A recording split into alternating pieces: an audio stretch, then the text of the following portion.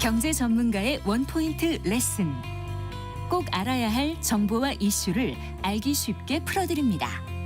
대한민국 경제 고수와 함께 투자의 맥을 짚는 KBS 일라디오 경제쇼. 진행의 성기영 아나운서입니다.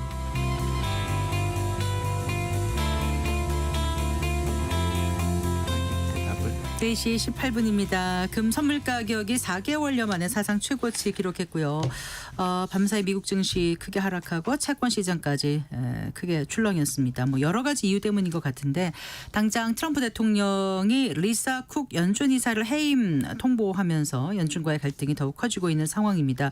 여기에다 이제 미국의 한 600여 명 되는 경제학자들이 연준 이사 해임 시도는 연준의 독립성을 훼손한다고 경고하고 나섰습니다. 트럼프 대통령과 연준과의 갈등으로 금융시장의 변동성이 커지고 있는데요. 앞으로 시장이 어떻게 전개될지 자세히 알아보겠습니다. 변정규 미주은행 전무 스튜디오에 모셨습니다. 반갑습니다. 전무님. 안녕하세요. 안녕하세요. 지난달 말이었습니다. 리사 쿡 연준 이사를 트럼프 대통령이 해임 통보했는데 이게 연준 역사상 처음 있는 일이라면서요. 뭐 해임 통보는 처음이라고 이렇게 하네요. 네. 저도 이제 처음 들었어요. 근데 다른 사람들 미국 사람들한테도 물어보니까 자기네들도 처음이라 찾아봐야 된다. 그러더니 처음인 걸로 확인됐습니다. 네. 그리고 이제 더 재밌는 것은 뭐냐면 최근에 이제 금리 인하에 대해서 굉장히 금리 인하를 빨리 안 하니까 파월 의장이나 연준이 거기에 대해서 굉장히 심기가 안 좋지 않습니까? 트럼프 대통령하고 베센트 장관이. 네. 왜냐하면은 금리 인하를 안 하면 그만큼 미국 정부가 이자를 많이 내야 되고 그러니까요. 이자를 많이 내면 미국 지금 부채 문제 때문에 지금 미국이 뭐 파산한다 이런 말까지 있는데 그렇게 되면은 부채를 감축하기가 더 어려워지니까 네. 이렇게 좀 무리수를 두면서까지 리사 쿡 의장을 아직 뭐 기소되지도 않았거든요. 네, 밝혀진 네. 것도 없고 네. 그래서 이제 리사 쿡 이사 본인은 소송을 하겠다. 뭐 이렇게 얘기를 하고 있는데 이것이 어떻게 전개될지 좀 봐야 되고요. 네. 이런 것들이 이제 이사 하나하나 지금 7명이거든요. 연준 이사가요? 예, 네. 연준 이사들이 7명. 그리고 투표권은 이제 연방 그 지방 그 총재들 있잖아요. 네, 네. 예, 지방은행 총재들이 돌아가면서 이렇게 합니다. 네. 이제 투표권을 행사를 하는데 이 중에서 이제 5분. 그래서 5명의 그 지방 연준 총재, 그 다음에 7명의 연준 이사. 여기는 네. 이제 상시 투표권이 있어요. 네, 네. 그래서 이 12명이 이제 투표를 하게 되는데 네. 이제 한 명이 굉장히 크지 않습니까? 특히나 예. 이제 연준 이사들은 뭐 상근직이기 때문에 굉장히 중요한 투표권인데 네. 이것들이 하나하나 지금 벌써 이제 그 스티븐 미란 리포트라고 굉장히 유명하잖아요. 네. 네. 트럼프 정부 들어서기 직전부터 맞습니다. 아주 많이 알려지기 시작했어요. 지금 네. 뭐 계획자라고 이렇게 알려지는 그죠 설계자, 네. 설계자라고 알려진 미란. 이제 미국 사람들이 마이런이라고 발음을 마이런. 하더라고요. 네. 우리는 미란. 네. 이 네. 스티브 마이런이 이제 벌써 9월달.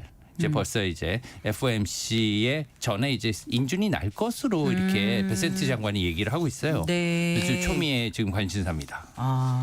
그래요. 그러니까 트럼프 대통령, 그러니까 미 정부 입장에서는 어떤 이자 비용 부담을 줄이기 위해서 꼭 지금 이제 좀 금리를 낮춰줬으면 좋겠는데 지금 미국 금리가 4.25에서 4.25에서 4.50 이렇게 그 범위로 돼 있죠. 네, 범위로 미국은. 돼 있는데 한 3%까지도 내렸으면 좋겠다라고 노골적으로 밝혔던 거 아닌가요? 한 2% 이상은 내려달라고 이렇게 네. 노골적으로 네. 얘기를 하는데 네. 가능한지는 모르겠지만 이게 112년 연준 역사상 처음 있는 일이라고 하는데 이렇게 이제 무리수를 둔 거를 보면 앞으로는 또 어떻게 될까 이런 생각이 드는 게 일단 이사 교체 사실 그 자체만으로도 연준에 대한 트럼프 대통령의 어떤 통제권 이런 건 좀 앞으로 더 늘어나지 않을까 또 이런 생각도 들고요. 어떻게 보십니까? 이제 벌써 네. 스티브 마이런까지 이제 뭐 월러 이사 네네. 예, 게다가 이제 벌써 이렇게 보면 이제 3명의 친트럼프 측근이 이제 있는 거예요. 미란, 크리스토퍼 월러, 예. 그다음에 또 누구요? 3명이면? 그 또 하나의 여자분 있잖아요. 네네. 갑자기 이름이 생각 안 나네요. 그분까지 해가지고 이제 3명인데 네. 이제 3명에 이제 한 명이 더 쿡 이사까지 그 대체자까지 지명을 하게 되는 4명이거든요. 그러면은 과반. 연준 이사 과반이 넘는 거죠. 네. 예. 네. 그렇게 되기 때문에 이제 글쎄요. 이제 많이 이제 그런 뭐 어떻게 보면 내부의 주장이나 아니면 의견을 갖다 묵살하기는 어렵지 않을까. 게다가 저번에도 이 두 명이 이제 그 반대표를 던졌어요. 네. FOMC 결정에 있어서 네. 이것도 예를 들면 93년 이후에 네. 1993년 이후에 연준 이사들이 예. 이제 만장일치가 아닌 2명 이상이 반대표를 던진 것도 그것도? 32년 만에 처음입니다. 아, 그렇게 이례적인 거군요. 네, 그것도. 굉장히 네. 이례적인 겁니다. 네. 그렇기 때문에 이렇게 2명의 이례적인 반대표가 이사진 내에서 나왔다는 건 그만큼 굉장히 어떻게 보면 그래서 지금 그 이번에 뭐 경제동향 리포트나 뭐 베이지 북이 이제 오늘 밤에 나오겠지만 예. 그 의사록이나 이런 거에 대해서 지금 초미의 관심사가 있는 거예요. 그래서 굉장히 관심이 많고 굉장히 어떻게 보면 어떠한 설전이 이루어졌는지 이런 것들도 이제 사람들이 알고 싶어하는 거거든요. 이런 것들이 이제 9월달 FOMC가 어떻게 결정될지 이제 네. 굉장히 많이 영향을 줄 것이기 때문에 그런 것들을 이제 하나하나 살펴보는 게 매우 중요하고요. 앞으로 하반기의 FOMC는 네. 전반기와 달리 갈 수도 있지 않느냐 이러한 조심스러운 의견도 나올 수 있습니다. 네. 그 벌써 이제 미란 리포트 주인공인 그 스티븐 미란 얘기를 하셨지 않습니까? 그럼 9월 FOMC가 9월 말에 예정돼 있습니까? 어떤가요? 9월 중순 좀 넘어서 이제 네. 되고 있죠. 그럼 그래서 16, 17일일 거예요. 예. 그러니까 그 이전에 연준 이사에 취임할 거다라고 베센트 장관이 얘기를 한 거죠. 지금 상원 청문회가 9월 4일 날 그러니까 내일 모레죠 미국 시간으로 네네. 9월 4일 날 이루어지는 것으로 이렇게 발표가 되고 있습니다. 네. 실제로 이게 이루어지고 이제 비준 승인이 나게 되면 9월 16일, 17일에 개최되는 FOMC, 9월 FOMC에서 이제 의견권을 이제 뭐 의견을 이제 게재하게 되겠죠. 네. 근데 스티븐 미라는 잘 알다시피 트럼프 뭐 정책에 뭐 무역뿐만이 아니라 경제 다방면에 있어서 설계자로 이렇게 인식이 되고 있기 때문에 네. 트럼프보다도 어떻게 더 강한 그러한 의견을 낼 수도 있다고 봐요. 왜냐하면 자기가 이런 것들의 설계자였기 때문에 네, 네. 그렇기 때문에 그런 거에 대해서 파월 의장과 어떻게 대치각이 이루어지는지 이런 것들도 굉장히 어떻게 보면 조마조마합니다. 네. 그러면 그 리사 쿡 이사는 확실히 해임이 되는 건가? 만약에 소송을 제기하면 지금 다른 사람이 연준 이사가 되고 근데 이제 그게 해임 그 소송을 제기한 결과는 한참 뒤에 나올 거 아닙니까? 그러니까요. 아직까지 이제 기소가 이루어져야 되고요. 네. 충분히 뭐 증거가 있어야지 그것을 갖다 뭐 어떻게 보면은 의심만으로는 해임할 수는 없잖아요. 네. 근데 해임을 한 거니까 네. 지금 법원에서 이제 판결이 나와야 될 거고 해임을 이제 빨리 이제 정당화하기 위해서 판단이 나와야 되고 그리고 이제 의회에서 네. 이제 쿡 이사의 그때 그 후임자를 갖다 결정해 버린다면 네. 이것은 또 어떻게 보면은 뭐 법원과는 또 다른 얘기거든요. 네, 네. 왜냐하면 법원과 관계없이 네. 지금 이러한 뭐 어떤 소문만으로도 지금 뭐 일할 수 있는 그러한 상황이 아니다 이렇게 판단을 하게 되면 네. 의회에서는 뭐 대체자를 갖다가 넣을 수도 있는 일이거든요. 네. 예, 그렇게 된다면 굉장히 복잡하게 이게 흘러갑니다. 그래요. 네, 그냥 그러면 아까 파월 의장 말씀 잠깐 하셨는데 임기가 이제 일단 내년 5월인 걸로 사람들은 알고 있거든요. 네, 맞습니다. 근데 이제 의장의 임기는 내년 5월인데 의장에서 그만둔다 하더라도 연준 이사인 거죠. 맞습니다. 그게 2028년까지라면서요. 네, 아직 많이 남아 있고요. 예. 베센트 장관이 여기에 대해서도 여러 가지 이제 그 얘기를 많이 해가지고 지금 어떻게 보면은 사람들이 입에 회자가 되고 있는데 네. 그것은 뭐냐면 보통 이제 그 연준 이사 임기와 네. 총재 그 뭐 의장 임기는 다르지만 통상적으로 의장에서 물러나면 이사에서도 물러나는 게 관례긴 했었어요. 아, 그랬었어요. 예, 네. 보통 이제 버냉키나 이런 의장도 예전에서 이제 물러나서 뭐 다른 고문이나 이런 역할을 했었죠. 네. 그렇기 때문에 남지 말고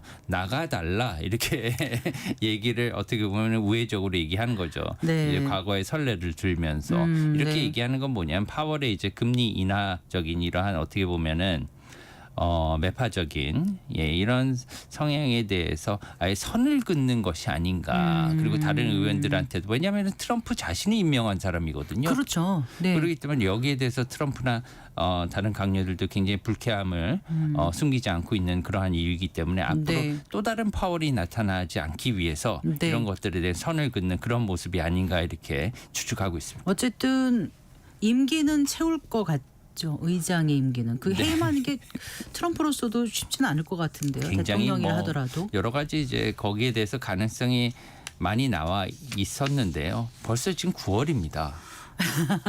네. 올 상반기에 벌써 트럼프 대통령이 해임하겠다고 얘기한 게 네. 벌써 이제 한 반년이 지나갔어요. 네. 그리고 조금 있으면 10월 이제 연말. 12월 연말이 올 텐데 예. 내년에 한 반년 밖에 안 남은 상황에서 해임을 굳이 하겠느냐. 지금 몇 번 안 남았잖아요. FOMC가. 그렇게 그리고 되면 이제 지금 이사회 구성도 과반이 맞습니다. 트럼프 대통령이 원하는 쪽으로 간다라면 금리 인하에 대한 정책에 있어서도 뭐 원하는 대로 가게 되면 굳이 그 해임 쪽을 택할까 이런 의구심이 들긴 하네요. 또 한 가지는 이제 그 새로운 이사진이 이제 구성이 되고 가분수 이상의 이사가 이제 친트럼프 인사로 채워지고 난 후에 그 중에 한 명을 새로 뽑은 이사라든가 아니면 네. 기존의 이사 중에서 이제 한 명을 의장으로 뽑을 거 아닙니까? 이제 의장으로 이렇게 선택할 텐데 그 후임 이사를 갖다가 파월 의장의 만기 이전에 네. 지명해 버리는 거예요. 그럴 가능성이 있습니다. 아 그렇게요. 예, 네. 그거는 이제 위법이 아니거든요.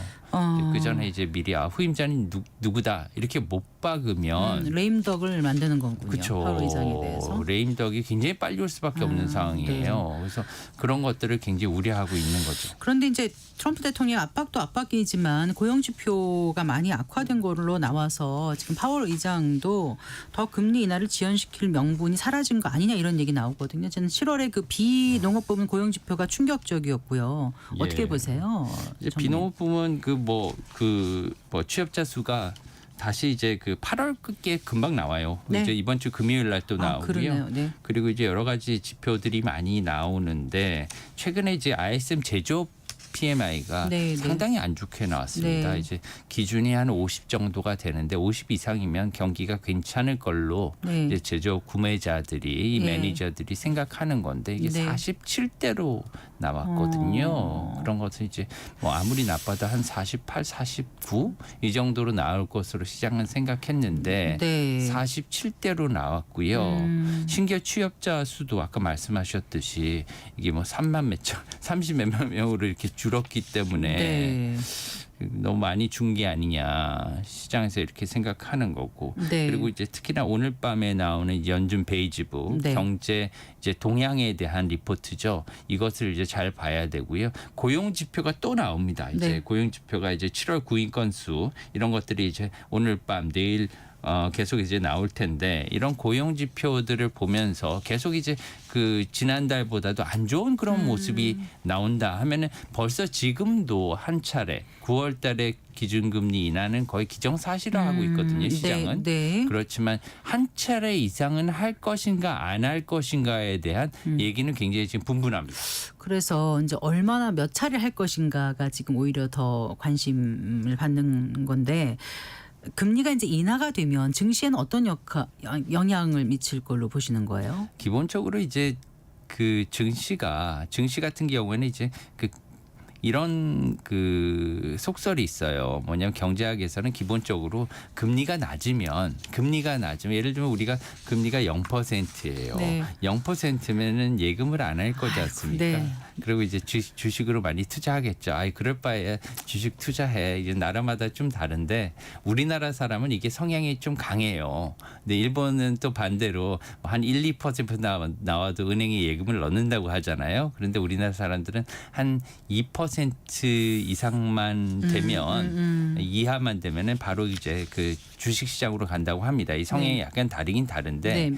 금리가 낮아지면 기본적으로 네. 주식 시장에는 호재입니다. 네. 예, 그렇기 때문에 그래서 호재라서 미국 금융 시장이나 아니면 주식 시장에는 호재로 이렇게 작용할 가능성이 높지만 과거에 코로나 이후에 고금리 상태에서도 굉장히 많이 올랐거든요. 미국 네. 주식 시장이. 이것은 뭐냐면 고금리니까 달러 투자가 굉장히 유리해진 거예요. 그래서 아. 미국으로 자금이 네. 다 이렇게 쏠리는 미국으로 이렇게 쏠리는 그런 현상이 나타나기 때문에 오히려 미국의 금리가 기준금리가 낮아지게 된다면 이렇게 몰렸던 미국에 투자했던 자금이 네. 해외로 약간 빠져나가는 현상도 있을 것이다. 왜 그러냐면 미국 경기가 좋아지겠지만 기업들도 부담이 적기 때문에 금리를 네. 인하하면 네. 어느 정도의 모멘텀은 해외 주식에 더 좋지 않을까 이런 생각도 사람들이 하고 있어요. 그래서 지금 최근에 우리나라 증시나 일본 증시가 많이 올랐었잖아요. 그런 이유입니다. 그런데 이제 우리나라가 증시 부양 계획을 계속해서 이제 하게 된다면 올해 하반기 내년 초까지 좋지 않을까 이렇게 기대감을 갖고 있습니다. 네. 주식 투자하는 데 있어서도 해외 투자할 경우는 이제 환율도 중요한 변수가 될 것 같아요. 맞습니다. 환율 움직임은 어떻게 지금 예상하십니까? 서학기미들이라고 하반기에? 하죠. 이제 우리나라 미국 이제 주식 투자자들이 가장 관심이 있는 게 미국의 주가지만 그것만큼이나 이제 관심을 두는 게 이제 환율이에요. 맞습니다. 네. 네, 왜 그러냐 환율이 이제 빠지게 되면 원화 강세, 달러 약세잖아요. 굳이 미국 달러를 사가지고 뭐 테슬라나 아마존이나 이런 미국 주식을 샀는데 미국 주식 가격은 올랐는데 네. 환율로 따지면 예, 별로. 달러 가격이 빠졌어요. 네. 그럼 거기서 손해잖아요. 그래서 똔똔도 될 수 있고 심지어는 마이너스 수익률이 날 수도 있으니까 환율이 내려가면은 조금 손해입니다.